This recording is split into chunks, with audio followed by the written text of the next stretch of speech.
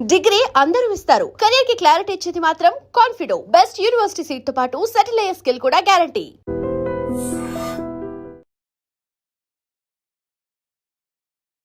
నమస్తే రమ్మగారు. నమస్తే జయ. రమ్మగారు, మనం మణిమంజరి సిరీస్లో ఉన్నాం కదా, చాలా చాలా బాగుందండి. బాగుంటుంది, కంటిన్యూ చేద్దాం. ఈ చంద్రకేతు లాటరాజైన చంద్రకేతువుతోటి స్నేహం కలిసిన కీర్తిమతి మళ్ళీ మహారాణి దగ్గరికి బయలుదేరింది, మణిమంజరి దగ్గరికి. అంతఃపురం లోపలికి వచ్చేసరికి మణి ఇది వచ్చింది అని చెప్పారు. వెళ్ళిపోయింది కదే, మళ్ళీ ఎందుకు వచ్చింది అని అడిగింది రాజముఖి. రాణిగారు మణిమంజరి చాలా మృదు స్వభావి.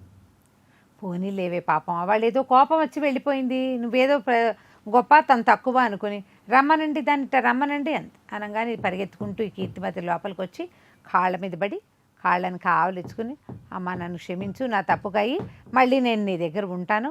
నీ దగ్గర నుంచి వెళ్ళానా నా కడుపు నిండా అన్నం లేదు, కట్టుకోవడానికి మంచి చీర లేదు, ఏమీ లేదు నా దగ్గర. నేను ఉండలేకపోయాను, బయట నీ పాదాలు వదిలిపెట్టి ఉండలేకపోయా. ఈ సుఖం ఎక్కడైనా వస్తుందా? రాజభవనంలో ఉన్న సౌఖ్యం ఎక్కడైనా వస్తుందా? నాకు బుద్ధి వచ్చింది. నీకు ఎవరి మీద ప్రీతిగా ఉంటే వాళ్ళతో నువ్వు ప్రీతిగా ఉందువు, కానీ నన్ను కూడా చూస్తే చాలు, నాకు నన్నే చూడమని నేను అడగను అనేసరికల్లా ఈవిడ పోనీలే పాపమని దాని దగ్గరికి తీసుకుని, పోనీలేవే ఉండు నా దగ్గర రాజముఖి, మీ ఇద్దరు అక్కా చెల్లికి మళ్ళీ ఉండాలే అని చెప్పింది. ఆ రాజముఖికి ఎందుకో ఈ అమ్మాయి వచ్చిన ఆ సమయమే నచ్చల. ఎందుకు వచ్చింది? ఎన్ని మాటలు మాట్లాడింది ఆ రోజు. నన్ను తిట్టడం కాకుండా మహారాణిని కూడా తిట్టిందే, తూలనాడింది. తిట్టు కాదు అది, తూలనాడటం, తక్కువ చేసి మాట్లాడటం. ఏ మొహం పెట్టుకొచ్చింది? దీని ఒరిజినల్ సహజమైన లక్షణం ప్రకారం అయితే ఇది ఇప్పట్లో రాకూడదు.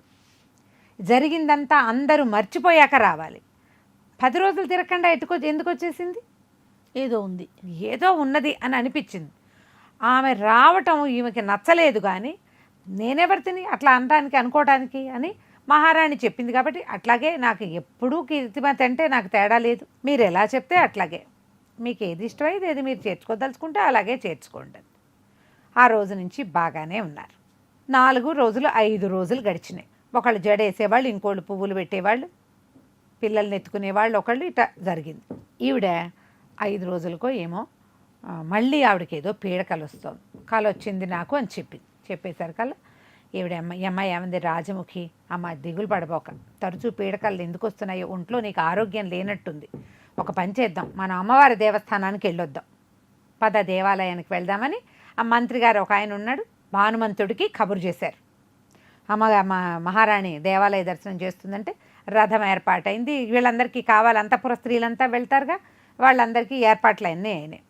అందరూ బయలుదేరే టైంకి ఈ కీర్తిమతి దొరికిందిరా అవకాశం అనుకుని పొద్దున్నుంచి ఎంత తలనొప్పోనమ్మా, చాలా తలకాయ బద్దలైపోతుంది. మధ్యాహ్నం కూడా నేను గుప్పెడే అన్నం తిన్నాను, కావాలంటే దీన్ని అడుగు, అన్నం తినబుద్ధి కాలేదు. దానికి ఎందుకు తినబుద్ధి కాలా, ఎట్లా ఈ పని సానుకూల పడుతుందా, ఎలా వీళ్ళని మోసపుచ్చాలా అని చూస్తోంది. ఈ కీర్తిమతి రాగానే ఆవిడ అంతఃపురపు తాళాలు దానికి అప్పచెప్పింది. రాణిగారు ముందు నుంచి అదే పద్ధతి, మళ్ళీ అప్పచెప్పేశారు. తాళాలు దాని దగ్గరే ఉన్నాయి, అమ్మాయి దగ్గర ఉన్నాయి.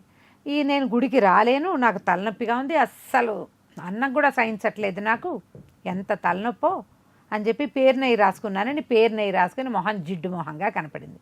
నువ్వు ఎంత మామూలుగా ఉన్నా కూడా మనం మొహానికి నూనె కానీ నెయ్యి కానీ రాసుకున్నామంటే మరుక్షణం మన మొహం జబ్బు మొహంగా కనపడుతుంది. అవును, ఈ జబ్బు మొహంగా కనపడేసరికల్లా అయ్యో అంత ఇదిగా ఉంటే పడుకోవే, కాసేపు కొన్ని గంటలు నిద్రపోతే నీకు అది సమయం తీరుతుంది, ఎవరైనా చందనం పట్టేస్తారు వేయించుకో అని మేము వెళ్ళొస్తాం గుడికని వీళ్ళు గుడికి బయలుదేరారు. అందరూ గుళ్ళోకి వెళ్ళిపోయారు. అంటే అమ్మగారితో మహారాణి మణిమంజరితో ఉండే జనమంతా గుళ్ళోకి వెళ్ళిపోయారు.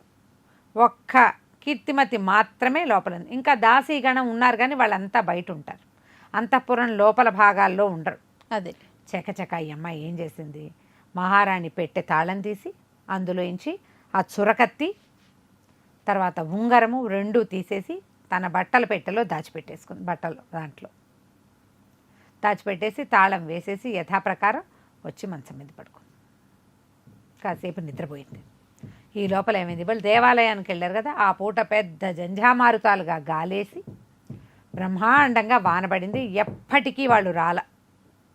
దాంతో ఈ అమ్మాయి బాగా నిద్రపోవటానికి ఏం చెప్పాలో ఆలోచించుకోవడానికి కీర్తిమతికి సమయం దొరికింది బాగా. రాజముఖి మహారాణి వాళ్ళంతా అక్కడ ఉండిపోయారు. బాగా చీకటి పడిపోయాక తిరిగి వచ్చారు. వచ్చాక ఎట్లా ఉంది కీర్తిమతి, ఏమైంది, ఏమే లేచావే, ఒంటో బాగుందా అని ఆవిడ దగ్గరకు వచ్చి అడిగింది. అడిగేసరికల్లా, అయ్యో అమ్మ నా వల్ల కావటం లేదమ్మా, నాకు ఇక్కడ నీళ్ళే పడినట్టు లేదు, ఎంత తలనొప్పిగా ఉందో, నేను మీరు సెలవు ఇవ్వండి, నేను మళ్ళీ వస్తాను.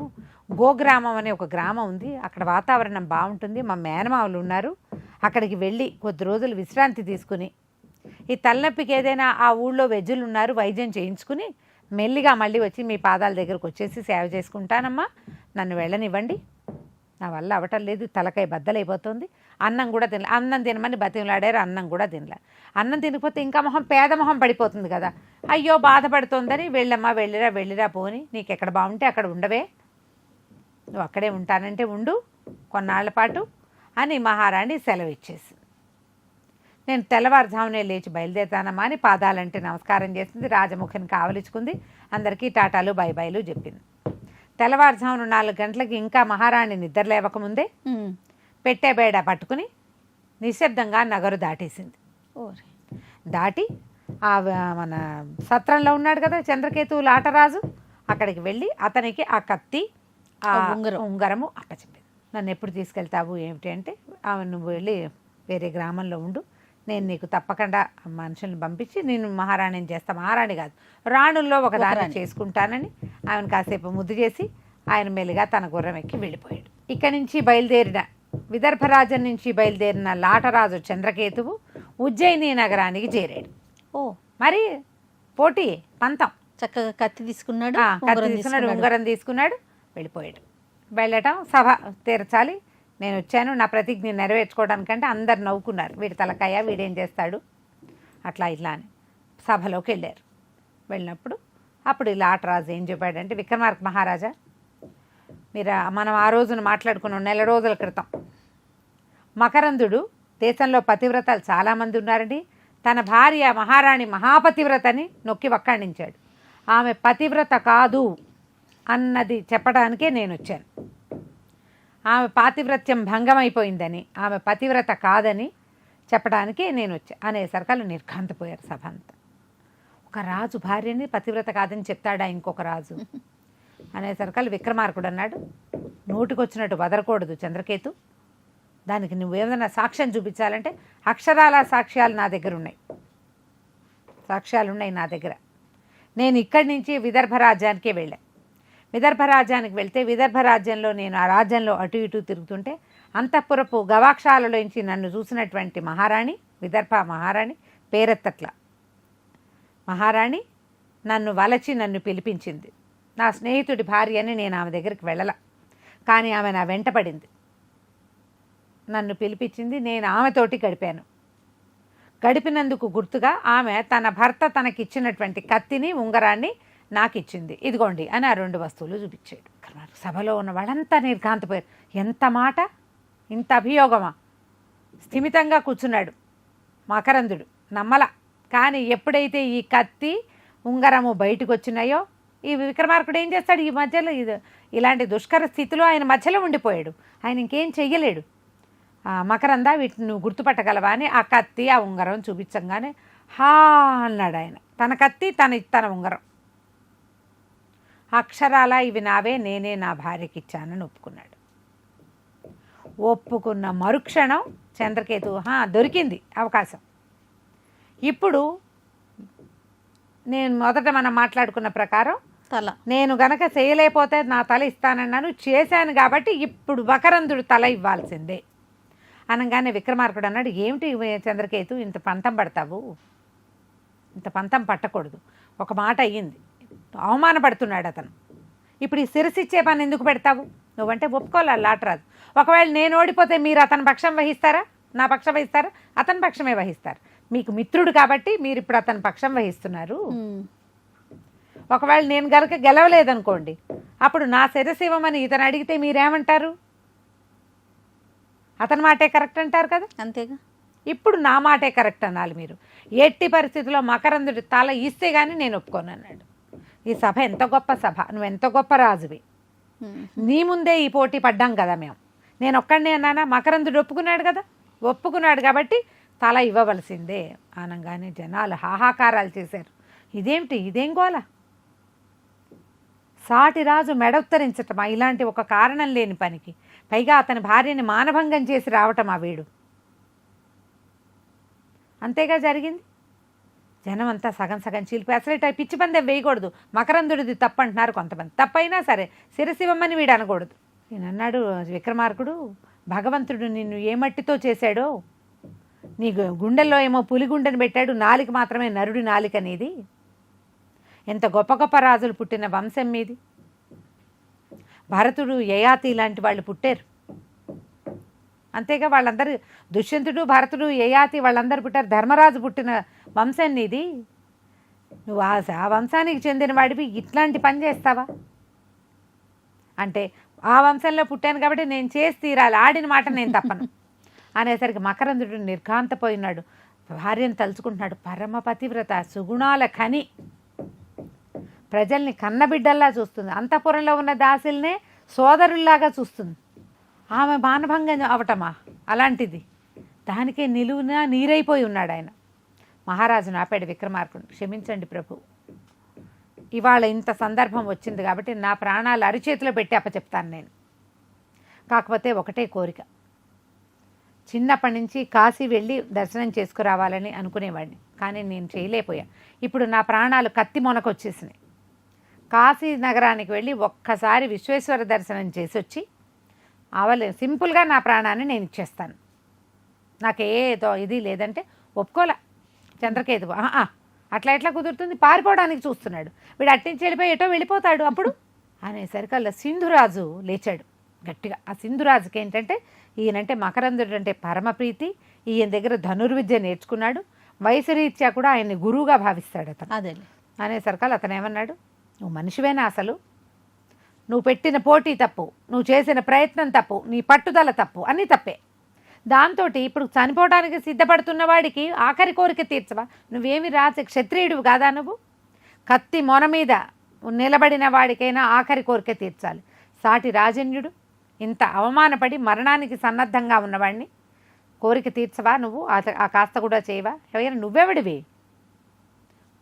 ఈయన రాజు కదా చెప్పాలి, విక్రమార్కుడు చెప్పాలి. ఆయన చెప్తున్నాడు సరేనని, నువ్వు ఆయన మధ్యలో పెట్టావు, మధ్యవర్తి ఏం చెప్తే నువ్వు అదే చెప్పాలి. అయినా ఒకవేళ ఈయనకి మకరందుడి ప్రాణాలకి నా ప్రాణం అడ్డు, ఈయన రాకపోతే నా ప్రాణం ఇస్తాను నేను అని లేచాడు సింధురాజు. సభలో వాళ్ళంతా సాహో సాహో సాధు సాధు అని సింధురాజును మెచ్చుకున్నారు.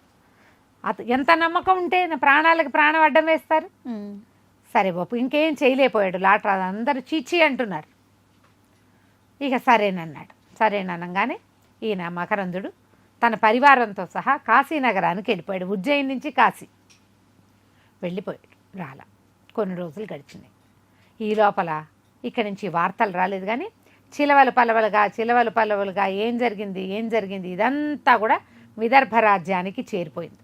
ఓహో, మరి చేరిపోవా ఈ మాటలు?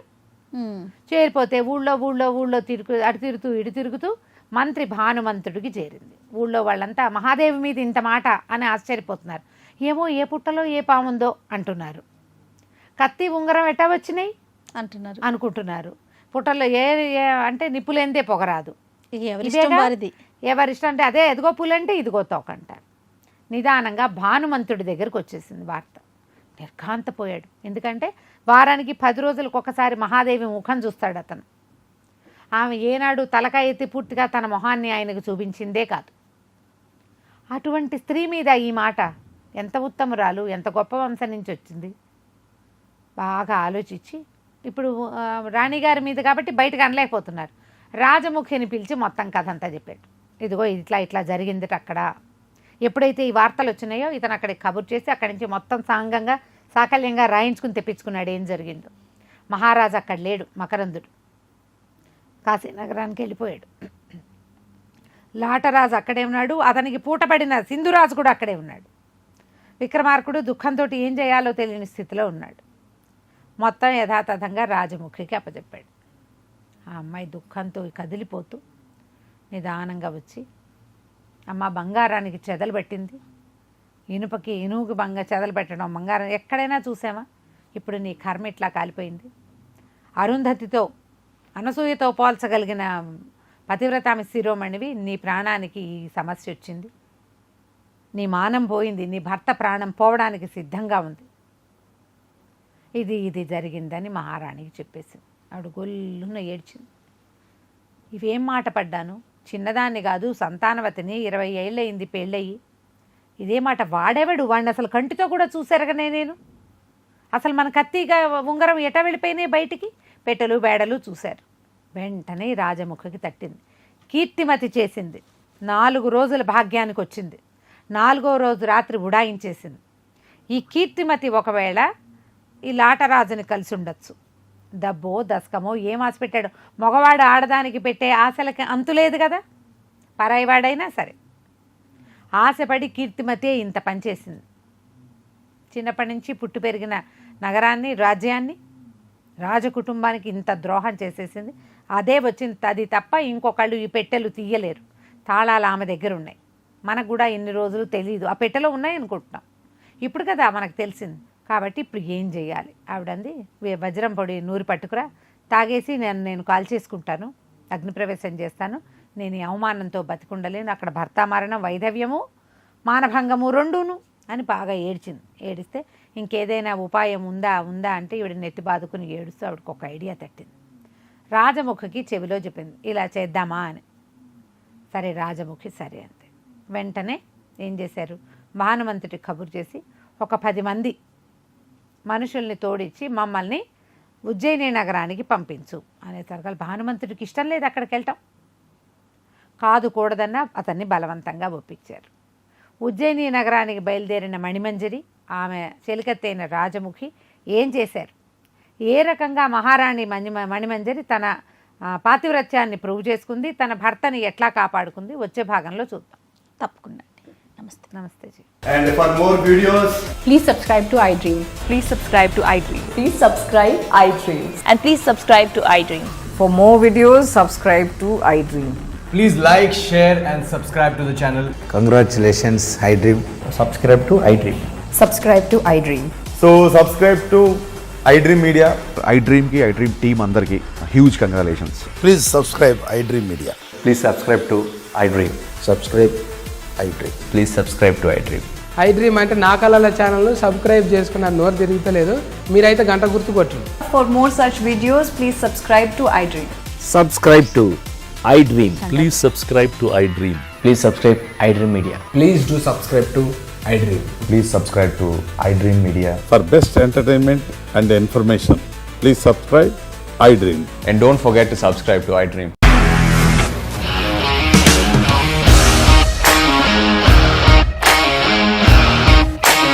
ఇండస్ట్రీలో కమిట్మెంట్ ఇష్యూస్ వస్తే నీకు కూడా వచ్చినట్టు మార్నింగ్ తీసుకెళ్ళాలంటే కొట్టి పడేస్తాడు.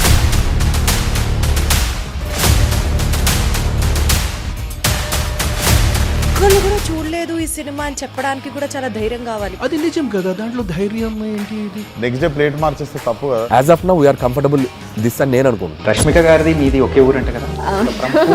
నీకు కోపం వచ్చిందంటే బాగా తిట్టేత్తరా? తిట్టేద్దామండి. నిజంగా గేమ్ ని ఎలా చేంజ్ చేయగలిగారు? ఏపీఎస్ఎఫ్సి వాళ్ళకి 6 నెలల్లో నేను 6 లక్షలు కట్టా. బిజినెస్ చేయాలనుకుంటే it is as difficult as riding a tiger.